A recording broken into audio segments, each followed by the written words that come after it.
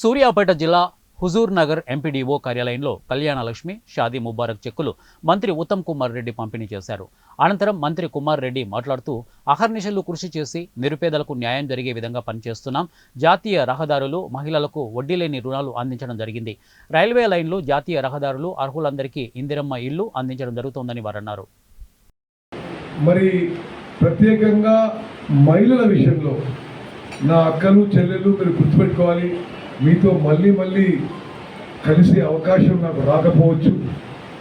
మేము నిరంతరం మీ జీవితాలు బాగుపడాలని, మీ జీవితాల్లో గతం కంటే మెరుగైన జీవితం మీరు అనుభవించాలని మేము నిరంతరం ప్రయత్నం చేస్తున్న విషయం కూడా దయచేసి మీరు గమనించారు.